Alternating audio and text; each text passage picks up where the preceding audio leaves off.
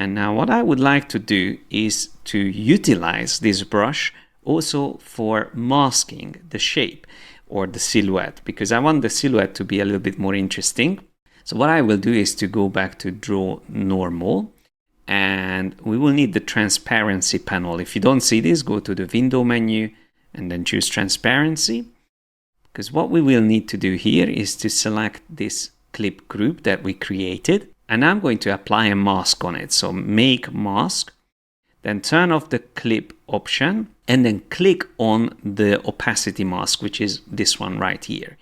It's important, you have to go inside it, and you will see that you are inside this once the opacity mask shows up here in the tab. Now I'm going to switch back to the brush tool, and this time I'm going to use black as my color. And what happens if I start drawing with this is that it's actually going to start eating away from this object or this group, because it's hiding those details. So let me show this without the sketch. I'm going to switch back temporarily in the transparency panel to the normal object, the object itself.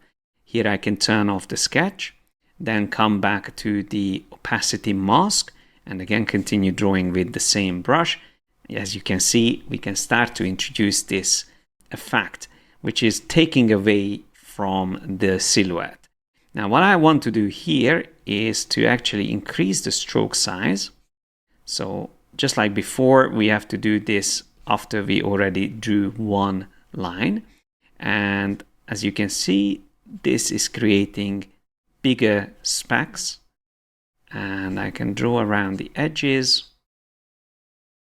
And the good thing about this technique is that even if I decide to use a different background color later, this is not actually white spots or dots that we create. This is transparency.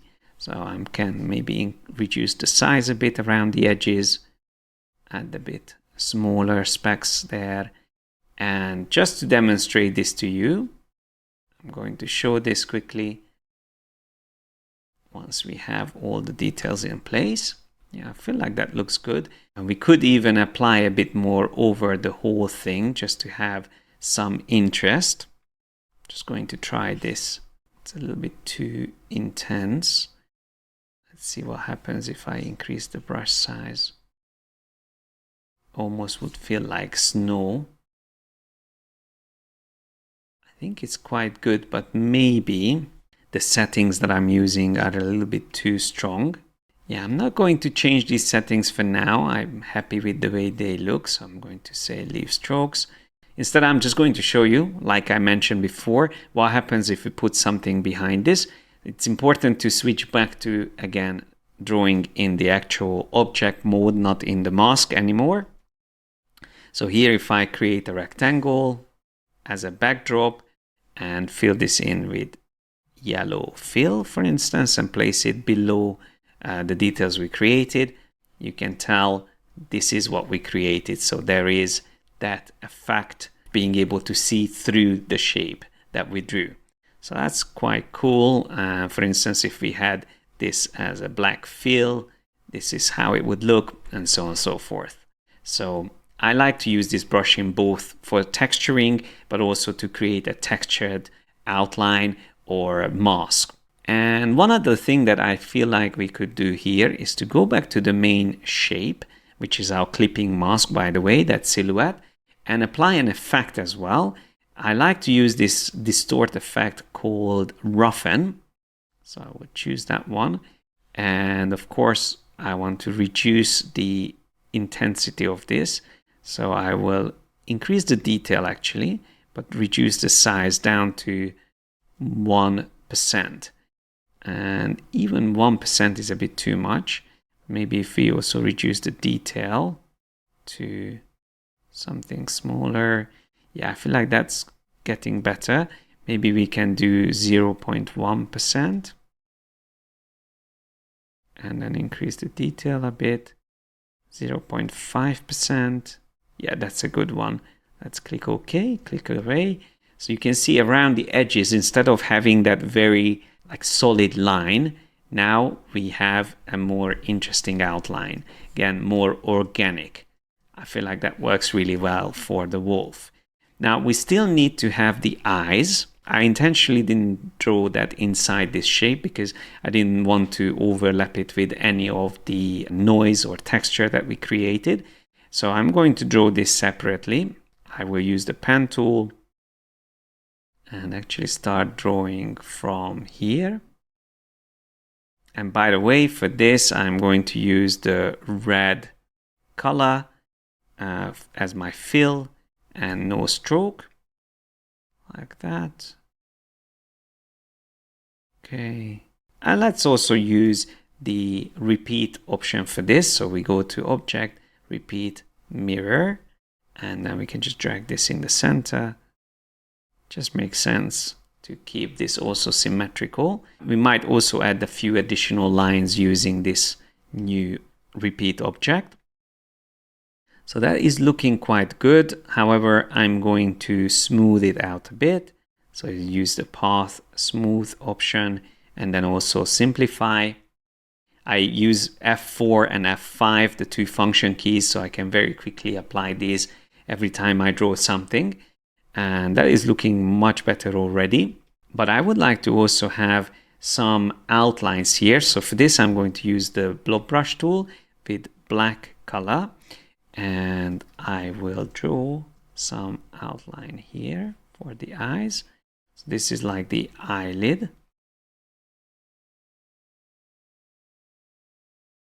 By the way, we are still in the draw symmetrical mode. So this is going to show up on both sides.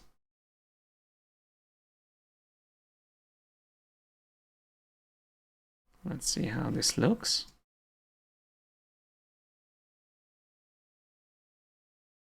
It's to come down a bit further that way.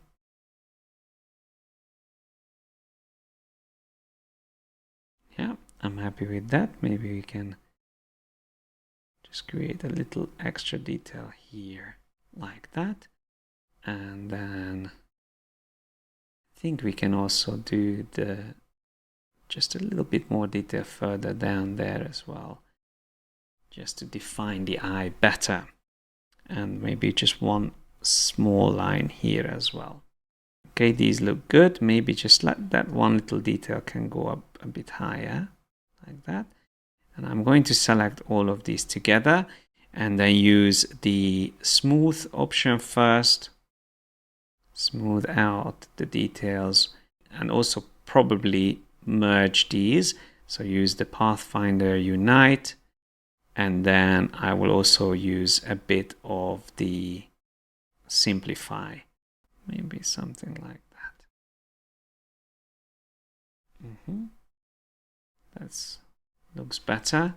I'm just going to refine a little bit this using the blob brush tool, the smaller brush, fill in that gap.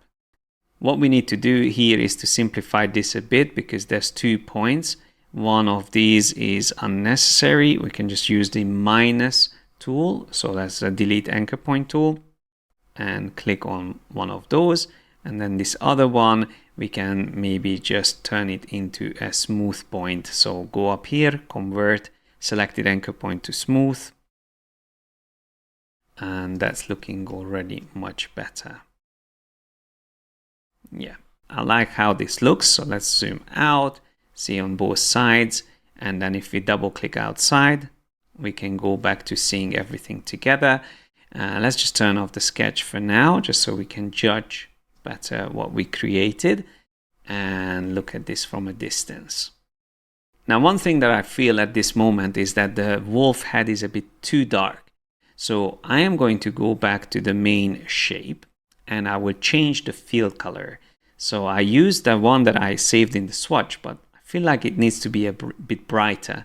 So I will shift click on this arrow here and drag the brightness up.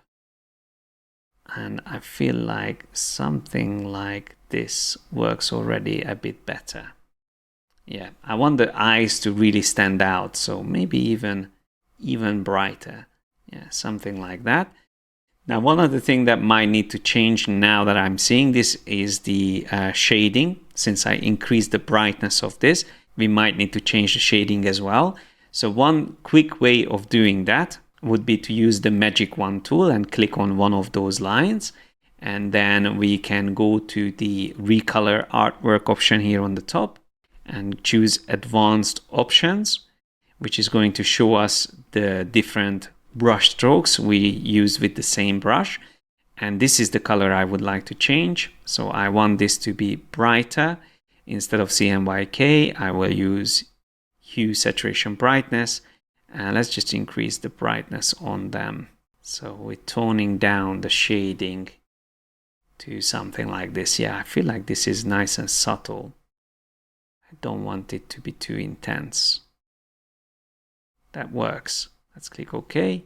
Double click outside. And I just realized that the duplicate layer that we created for the original silhouette of the wolf is still turned on. I'm just going to turn that off. And this way we can see the masking effect that we created earlier. So that obviously needs to be turned off to be able to see this. So we have the white dots that are the mask details. So if I just move this again to the side outside of the artboard, we can see how that works. Whatever is behind it is showing. And then we have our shading details added. We have the eye in place, and I think it's coming together really nicely. So let's just take a look at the sketch. Once we have the strong black lines of the trees and also some of the nice orange details on the trees that I planned, I think it's going to come together really nicely. And in the end, we will also add some type in the middle, which again brings everything together nicely. At least that's what I'm hoping for.